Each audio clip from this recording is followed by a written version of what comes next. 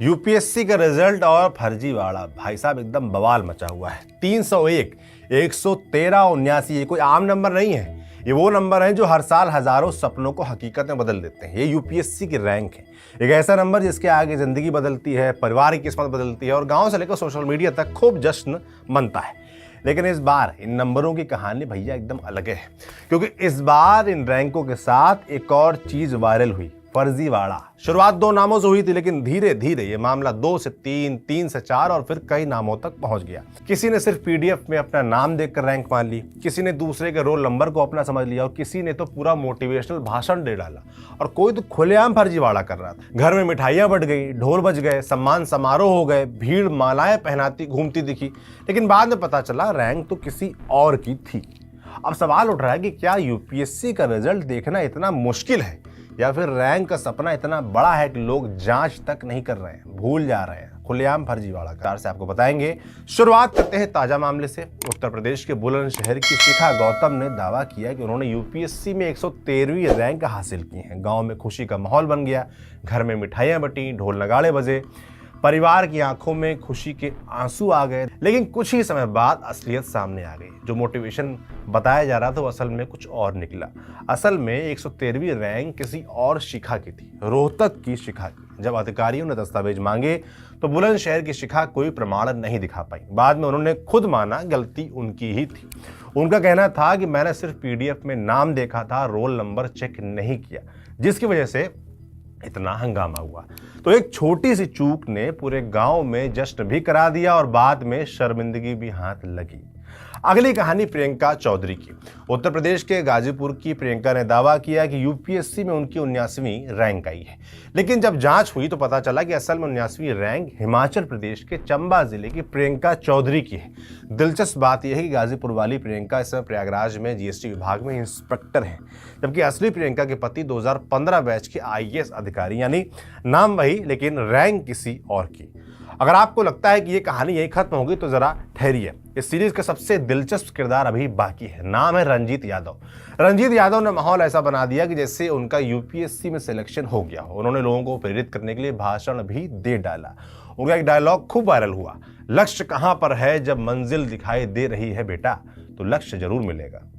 और भी लक्ष्य दिखाई नहीं पड़ रहा है तो लाख जतन तुम परिश्रम करोगे कुछ नहीं कर पाओगे।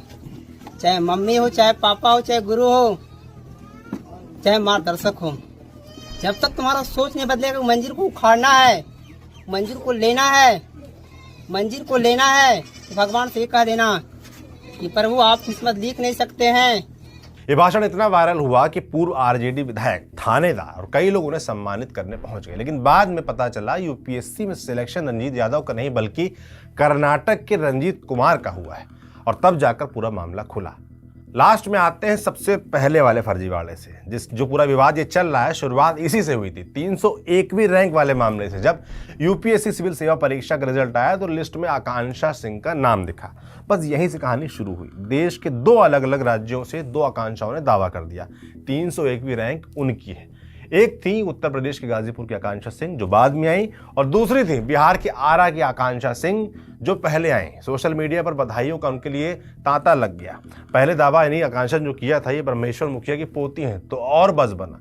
मगर जब हमने गाजीपुर वाली आकांक्षा, जिन्होंने देर रात दावा आया, तो उनसे हमने जब लाइनअप किया, अगले दिन 1:30 बजे उनका समय हमको मिला और उनका हमने जब इंटरव्यू किया, उनके सामने ही लाइव दस्तावेज जांचे, तो एक छोटी सी चीज ने पूरी कहानी बदल दी। दिल्ली में रहकर तैयारी कर रहे गाजीपुर की आकांक्षा के एडमिट कार्ड का नंबर बारकोड से मैच कर गया जो हमने सामने उनके किया था।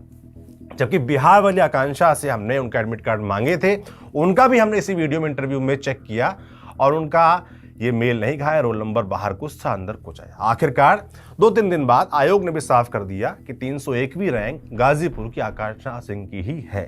यानी कि हम तो जज क्या ही होते थे, 2 दावे आए, दोनों हमने चेक किए। बाद में जो यूपीएससी था उसने भी साफ कर दिया कि आकांक्षा सिंह जो गाजीपुर वाली है उनका ही मामला सही है। अब सवाल यह है कि एक के बाद एक ऐसे मामले आखिर क्यों आ रहे हैं। पहली वजह तो साफ है जल्दबाजी। लोग सिर्फ नाम देखकर मान लेते हैं कि रैंक उनकी है, जबकि यूपीएससी के रिजल्ट में नाम के साथ रोल नंबर भी होता है।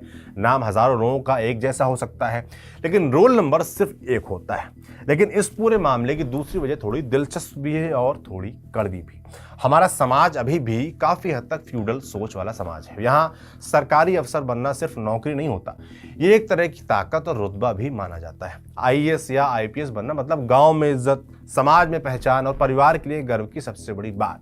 कहने की थोड़ी सी हड़बड़ी होती है और थोड़ी सी हवाबाजी भी, क्योंकि सच ये है कि आईएएस बनने की खबर जितनी जल्दी फैलती है उतनी जल्दी शायद किसी और नौकरी की नहीं फैलती। इसलिए अब शायद ये समय आ गया है कि रैंक की घोषणा करने से पहले 2 बार नहीं 4 बार जांच करनी चाहिए, क्योंकि एक छोटी सी गलती पूरे गांव में, पूरे समाज की भत पिटवा सकती है। तब तो आप मिठाई बांट देंगे, मगर कितनी देर छुपेगा? सच तो सामने आ ही जाता है कैसे भी करके। बाकी ये मामले हैं, और जो हमने कहानी आपको 3-4 मामलों की सुनवाई, और ये जो जल्दबाजी दिख रही है, कहीं जल्दबाजी है, कहीं तो खुलेआम फर्जीवाड़ा हो रहा है, आदमी अंत तक नहीं मान रहा, यूपीएससी को आकर बताना पड़ रहा है।